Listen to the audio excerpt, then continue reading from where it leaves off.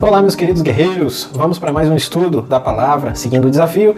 Hoje vamos estudar 7 capítulos a partir de Juízes capítulo 12. Muito obrigado desde já por ter você aqui junto comigo, para a gente poder aprender e crescer junto. E não se esqueça de curtir o vídeo, se inscrever no canal, compartilhar com quem você ama, deixar aquele comentário bem legalzão, tá bom? Sem mais delongas, bora pro vídeo! Então vamos lá, temos aqui Juízes capítulo 12, e o primeiro destaque que eu quero fazer com vocês aqui é o verso 4, tá bom? Diz assim: Jefté reuniu então todos os homens de Gileade e lutou contra Efraim. Os gileaditas feriram os efraimitas, porque estes tinham dito: vocês gileaditas são desertores de Efraim e de Manassés. O que a gente está vendo aqui? Já uma coisa que vai se repetir infelizmente mais vezes, que se chama conflito interno, tá bom? Já aconteceu uma vez, mas agora a gente está vendo um negócio muito complicado que Israel vai passar a viver, que são guerras dentro de si mesmo, tá bom? Povos irmãos lutando, isso é terrível, tá beleza? E essa guerra aqui, essa pequena guerra, né?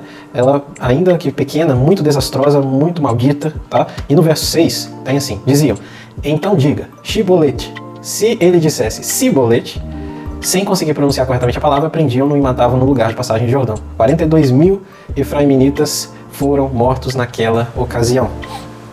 É um conflito que fica aí registrado para a gente olhar traços terríveis da história, tá? Bom, e aqui eu destaquei esse texto justamente porque essa parte do verso 6, né, por conta dessas palavrinhas, Shibolete e Sibolete. Agora, desvinculando um pouco da questão da guerra, a questão do destaque aí foi por conta da gente começar a perceber que existia, sim, era o hebraico, o idioma, tá? Existia influência do aramaico, mas ainda assim existiam sotaques diferentes entre as tribos da maneira de falar o idioma. Isso é muito interessante, porque isso faz a gente se tornar um pouco mais compreensível também nos processos de tradução e interpretação de vogais do hebraico e tudo mais, entender como isso foi árduo, né? Tanto é que, não que esteja mudando, né, as escrituras ou a essência do que foi dito precisa ser corrigido ou coisa assim, mas direto a gente vê versões sendo lançadas que são baseadas em atualizações, alguns empregos de termos diferentes para melhorar a compreensão do sentido, tudo porque nesse tempo que a gente está lendo esse texto, no tempo do acontecimento dos fatos, não tinha métodos de escrita consolidado. Tudo isso aqui é tradição oral. Muito provavelmente tudo isso aqui que a gente está lendo só vai ser escrito ali próximo do cativeiro, no cativeiro e depois do cativeiro, tá? Até então tudo era tradição oral, beleza? Então versículo 8. Depois de Jefté, Ibzan de Belém liderou Israel. Então a gente viu Jefté juiz, agora Ibzan próximo juiz. Depois no verso 11 vem Elon, tá bom? Não confundir com Elon Musk. É o Elon, tá? Esse aqui é outro.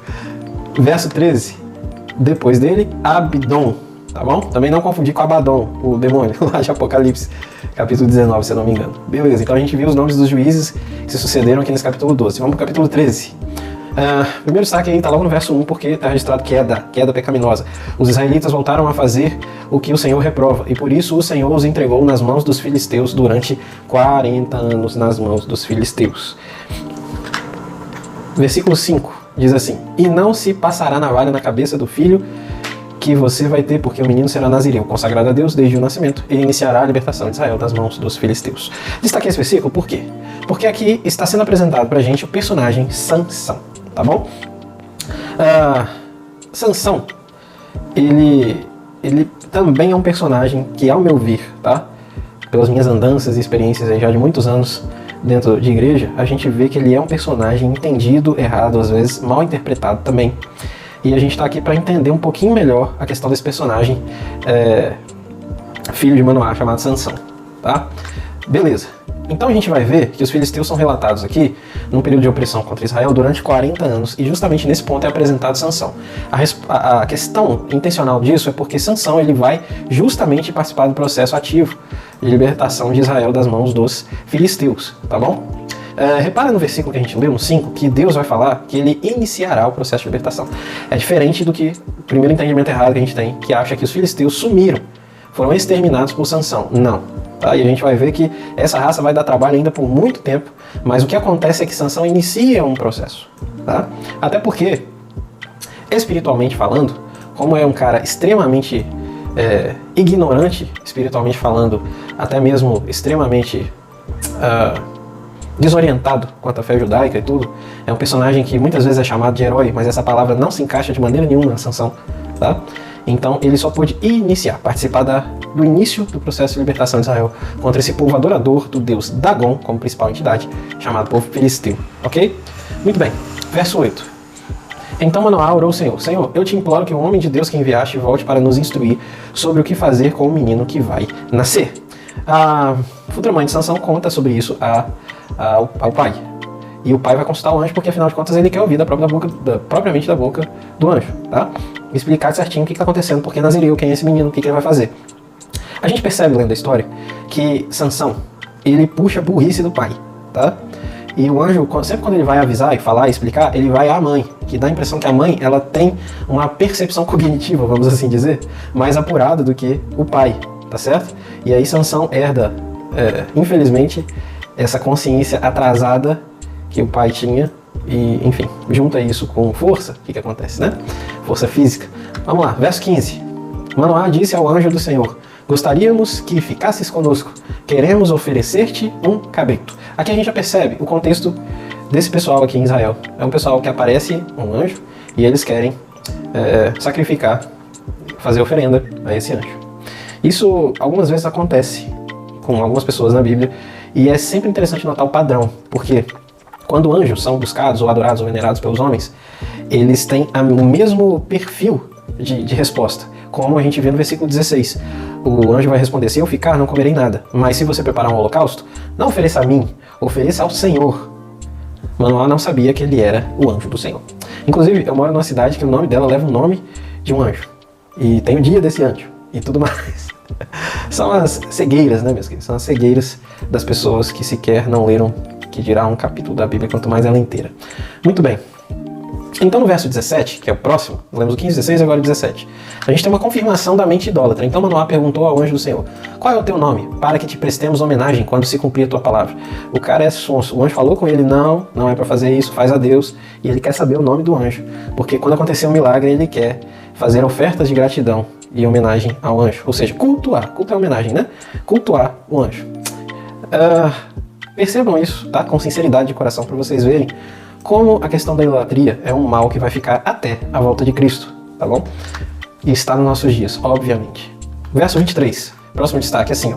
Mas a sua mulher respondeu: se o Senhor tivesse a intenção de nos matar, não teria aceitado o holocausto e a oferta de cereal das nossas mãos, nem nos teria mostrado todas essas coisas, nem nos teria revelado o que agora nos revelou. Por quê? O Manoá fez uma oferta a Deus para ver se era o Senhor mesmo de fato que estava no negócio, enviando seu mensageiro e falando o que falou, prometendo o que prometeu. E aí saiu fogo e consumiu a oferta. Então Manoá ficou desesperado porque aquilo realmente vinha de Deus e ele achou que ele fosse então morrer. Para vocês verem a diferença do raciocínio dele pro raciocínio da mulher.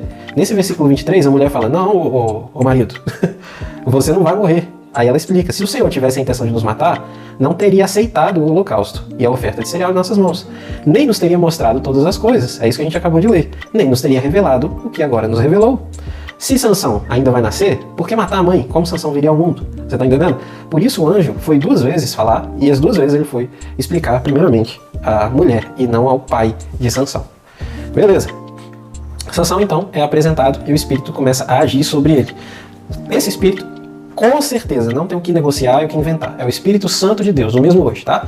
Aí você pergunta: mas por que é tão diferente? Por causa da era. Queridos, na Nova Aliança, o Espírito Santo está diretamente aqui, no lugar de Cristo, nos fazendo companhia e realizando o projeto máximo de Deus, que é habitar em seu templo, que é feito por suas mãos, que somos nós. Então, a partir da descida do Espírito Santo no Pentecoste, o Espírito inicia um tempo de habitação. E antes do Pentecoste, o Espírito Santo fazia somente visitação. Um é fixo, o outro é temporário. Um entra e fica, o outro entra e sai.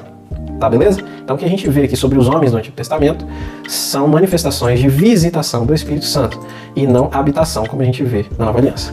Vamos lá, Juízes capítulo 14, verso 1. Sansão desceu a Tímina e viu ali uma mulher do povo filisteu. Quando voltou para casa, disse a seu pai e a sua mãe: vi uma mulher filisteia em Tímina, consigo essa mulher para ser minha esposa. Eu costumo dizer que, na verdade, o Sansão tem esse nome porque parece com o nome certo dele, que deveria ser Sonsão. Sansão já foi caçar sarna para se coçar, né? Como a gente diz por aqui, buscar a mulher entre os filisteus. Mesmo esse ato sendo pecaminoso, Deus estava no controle sobre tudo. E Deus havia intencionado essa situação, como diz no verso 4. Seus pais não sabiam que isso vinha do Senhor, que buscava ocasião contra os filisteus, pois naquela época eles dominavam Israel. Então, Deus está dirigindo essa situação, apesar dela estar errada, tá? Deus está dirigindo essa situação a fim de que haja um conflito direto, oportuno, entre filisteus e Sansão. E assim, parte dos filisteus, o templo principal que a gente vai ver, essas coisas sejam destruídas, para causar um impacto inicial de libertação do povo de Israel das mãos desse povo.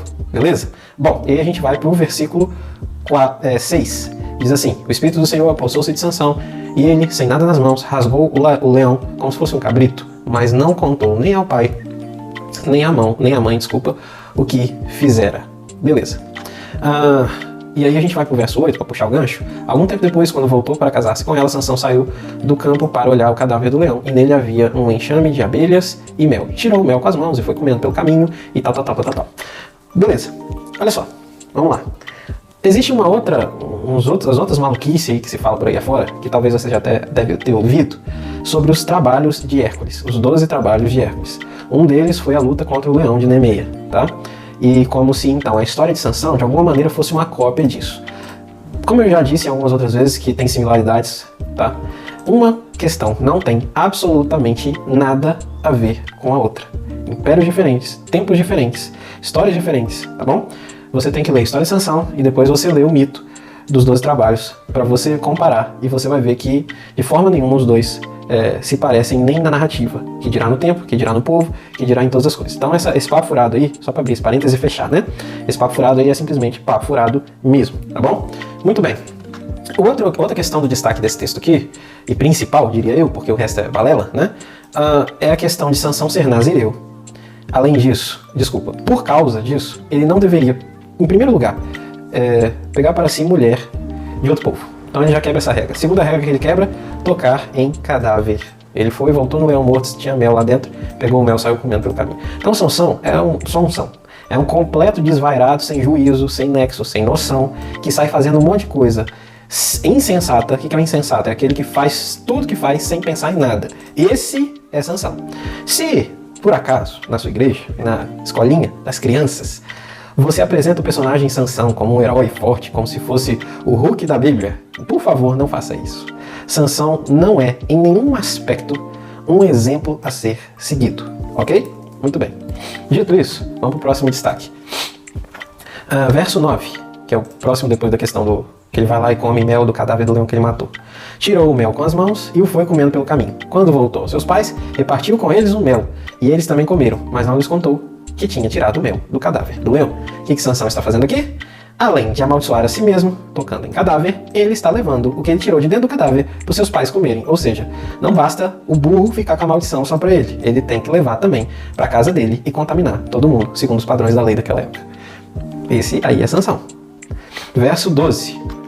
O enigma, né? Diz assim: vou propor-lhes um enigma, disse-lhe Sansão. Se vocês puderem dar-me a resposta certa durante os 7 dias da festa, então eu lhes darei 30 vestes de linho e 30 mudas de roupa. E aí, você pode continuar lendo. Sansão vai fazer um enigma. Conseguiu fazer um enigma, com toda a inteligência dele. Mas é um enigma infantil, porque na verdade era um enigma muito difícil de adivinhar, porque só servia para exaltar a ele mesmo, pois é um enigma que apontava para o fato dele ter matado um leão com as próprias mãos e ter tirado o mel de dentro dele. Ou seja, ele estava se endeusando, tá? E aí, ninguém consegue adivinhar, é óbvio, tá? Porque não era um enigma inteligente, não tinha noção, não tinha nexo, nem nada. Mas aí a mulher insistiu, pressionada pelo seu povo, os filisteus, insistiu, até que conseguiram descobrir, então, o enigma pela boca da mulher dele, e Sansão manjou, que isso não precisa de muita inteligência para isso, né? Sansão manjou que eles descobriram, porque a mulher contou muito bem. Acontece que Sansão ficou irado, o Espírito de Deus se apossou dele. Não é porque o Espírito Santo apoiava alguma coisa que Sansão fez ou não, mas simplesmente por causa das intenções de Deus que isso aconteceu. O Espírito se apossou dele e ele desceu para pegar a recompensa, porque tinham adivinhado o enigma e tal. Enfim, matou alguns homens ali das regiões próximas dos inimigos de Israel para dar as 30 túnicas, como prometido para o povo e tudo mais. Só que quando Sansão volta, ele vai à casa dos pais, porque ele está com raiva, né, da situação.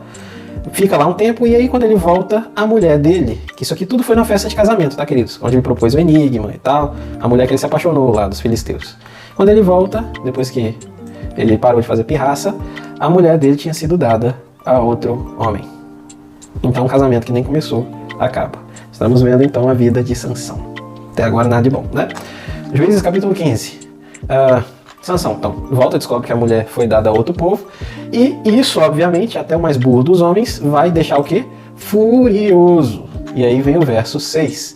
Os filisteus perguntaram quem fez isso. Responderam, foi Sansão, o genro do Timita, porque a sua mulher foi dada ao seu amigo. Então os filisteus foram e queimaram a mulher e seu pai. O que Sansão fez quando ele ficou enfurecido, quando ele soube que a mulher dele tinha sido dada a outro homem? Ele ficou com muita raiva, saiu no campo. Diz o texto que ele pegou 300 raposas. Então a gente vê um homem que não era só forte, era muito rápido também, ágil, né? Pegou 300 raposas, amarrou elas e ia tacando fogo nesses bichos e colocando eles nas plantações dos filisteus. E aí, conforme eles iam correndo de desespero até morrer pegando fogo, as plantações iam pegando fogo. Se isso for alguma coisa heróica, você me fala, tá bom? Porque eu não sei. Do meu ponto de vista, isso é bem bizarro. Muito bem. Então, os filisteus ficaram desesperados com a situação. Ok? E as plantações, boa parte, tudo foi destruído. Quem fez isso? Esse é o texto que a gente leu. Os filisteus perguntaram quem fez isso. E aí falaram quem foi? Sansão. E por que foi? Por causa da questão da mulher dele ter sido dada. E aí, o que Sansão ganhou com isso? Ganhou que a mulher que era para ser dele, que casou com outro homem, e o pai da mulher foram queimados vivos pelos próprios filisteus de raiva. Então Sansão, por onde passa, está deixando um rastro de morte. Essa é a realidade. Verso 11. 3.000 homens de Judá desceram então à caverna da rocha de Etã e disseram a Sansão: você não sabe que os filisteus dominaram sobre nós? Você viu o que nos fez? Ele respondeu: fiz a eles apenas o que eles me fizeram. Bom, o que aconteceu aqui agora para a gente entender a questão, né? Os filisteus descobriram que foi Sansão que tinha feito aquilo e o texto vai seguir. Sansão, ele, depois de queimar a plantação e tudo, ele sabe que a mulher foi queimada e o pai, ele fala: não sossegarei enquanto eu não me vingar de vocês. E aí Sansão entra e faz uma matança violenta dentre o povo dos filisteus. E aí, tinha uns filisteus próximos a ajudar, e eles fizeram um cerco, tá? Por quê? Porque Sansão, depois da matança, vai se esconder naqueles territórios, lá. Vai ficar por lá. E os filisteus querem se vingar da vingança de Sansão. É só morte aqui, só morte. Até difícil de explicar assim, que é muito simplista. É muito simplista. Um povo mata o outro, Sansão mata o povo quer se vingar de Sansão. Sansão mata o povo que quer vingança, o povo quer vingança da vingança de Sansão. E aí vai, tá? Então eles armam um cerco, Judá acha que vai haver uma guerra, que o povo todo vai sofrer por causa de Sansão, o grande herói. Agora o povo todo na cidade está com medo, lá na tribo de Judá, porque os filisteus estão invadindo e é por causa de Sansão. E aí Sansão, ao invés de, não, vou assumir a culpa, bate no peito aqui, eu vou lá porque eles me querem que vocês não sofram. Quando o povo de Judá encontra Sansão e pergunta: o que você fez? Os filisteus vieram sobre nós. Sansão, igual um moleque que ele era, responde assim: fiz a eles apenas o que eles me fizeram. Tipo assim, ele tá dizendo: e eu ia ficar sem fazer nada? Depois, ninguém pisa no meu pé sem acontecer nada não. O negócio fica feio. Não mexe comigo não. Esse é Sansão, entendeu? Esse aí é Sansão. Nossa, mas mesmo assim o Espírito Santo ia sobre esse homem? Sim, por conta não dele, por conta dos propósitos que Deus tinha de derrotar os filisteus, tá bom? Então, Deus e Sansão não tem, notoriamente, Sansão não tem um pingo de relacionamento real com Deus, tá? Ele não conhece Deus. Beleza. E aí, a gente vê nesse verso 11 a imaturidade, vem o verso 15. Encontrando a carcaça de um jumento, pegou a queixada e com ela matou 1.000 homens. Esse texto de Saquete, que é o famoso texto onde Sansão vai fazer um poema super inteligente, contando acerca de si mesmo, como com a queixada de jumento. E jumento aqui, né, o jumento do Nordeste, né? Já falei isso já. Jumento era uma espécie ali de equino, tá bom? Parecido com um cavalo, aguentava carga e tudo mais. Beleza? O jumentinho do Nordeste, nada a ver com isso aqui não, tá bom? Muito bem, ele pega e ele mata vários filisteus com essa queixada de jumento. Beleza. Verso 20. Sansão liderou Israel durante 20 anos no tempo do domínio dos filisteus. Ok? E os filisteus dominaram quantos anos mesmo? 40. Então, a gente vê um homem indo até metade só desse tempo, porque ele não conseguiu, perdão, de fato, completar o processo, de libertação, como deveria ser. Ok. Juízes 16. Vamos lá. Verso 1. Certa vez Sansão foi a Gaza, viu ali uma prostituta e passou uma noite com ela. Então, Nazireu, agora, além de tudo que ele já fez, a vida dele segue e ele continua agora fazendo o que? Prostituição. Ele vai se deitar com a prostituta. Sansão, o grande herói, tá?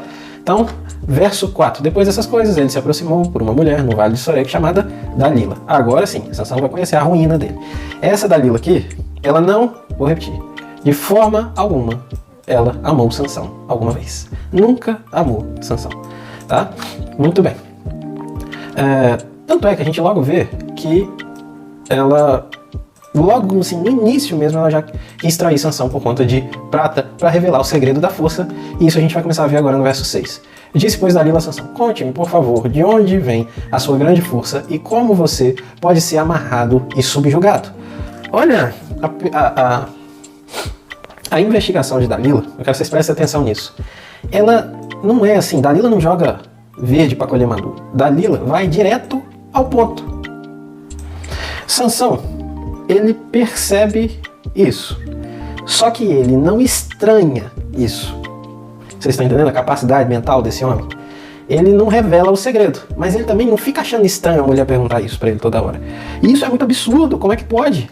Ele deveria pensar assim, tem caroço nesse angu. O que tá acontecendo? Por que essa mulher tá fazendo isso sem parar?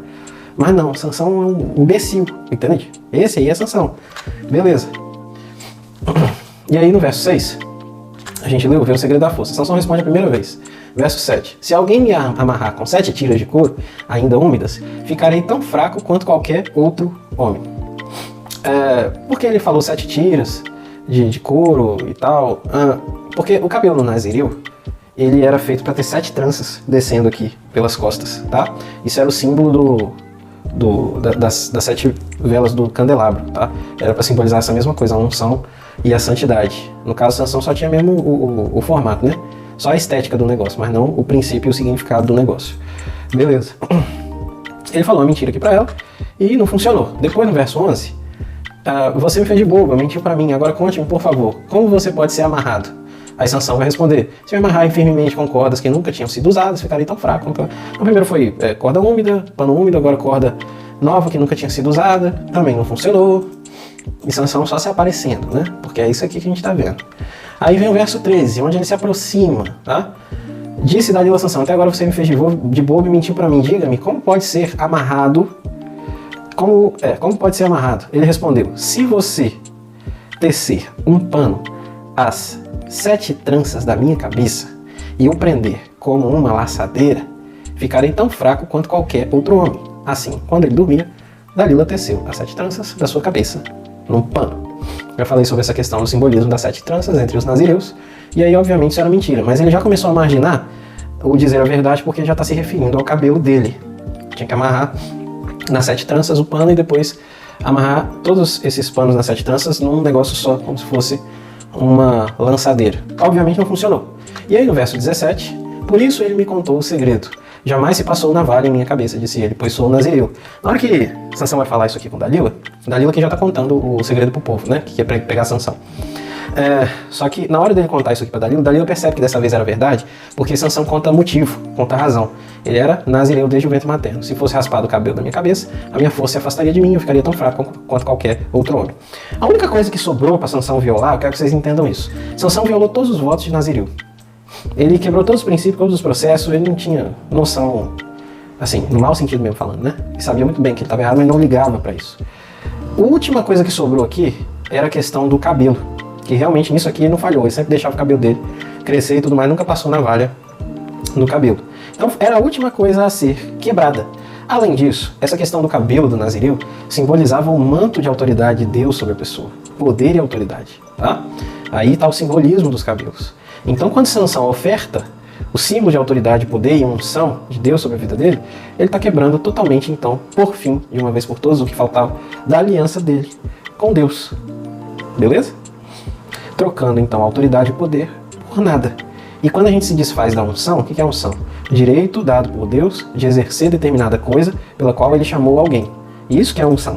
Tá? Então essa unção, ela também determina quase toda a nossa identidade. Sansão também está se desfazendo de quem ele era. Ok? Bom, verso 20. Então ela chamou: Sansão, meus filhos teus estão atacando. Ele acordou do sono e pensou: sairei como antes e me livrarei. Mas não sabia que o Senhor o tinha deixado. Sansão tinha um relacionamento tão não existente com Deus que essa frase não sabia que o Senhor o tinha deixado. Essa frase ela já foi tema de várias mensagens. Ela ecoa pelos séculos, desde que essa história aqui foi contada, porque essa frase revela de forma lastimável o total afastamento e falta de zelo, desamor de Sansão para com Deus. Simplesmente Sansão não percebeu que Deus não estava mais lá. Essas situações, quando a gente nota que Deus se foi, elas são resultado de uma anestesia gigante causada pelos pecados e iniquidades. Não acontece isso à toa. Tanto é que Davi vai dizer, ainda no tempo da velha aliança, não retires de mim o teu espírito, um desespero. Mesmo pecando, aquele homem ainda tinha uma sensibilidade. Mas a gente está olhando aqui para um pedaço de pedra gelado que nada e ninguém é a mesma coisa que ele, Sansão, tá bom?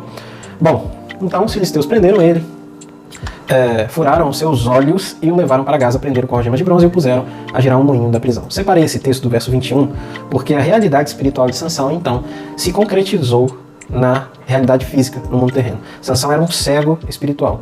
E logo quando ele foi capturado, cegaram ele, fisicamente falando. E isso aqui não foi à toa. Isso aconteceu porque no mundo espiritual já era cego. Agora no mundo físico real ele está cego também. Muito bem. Verso 25.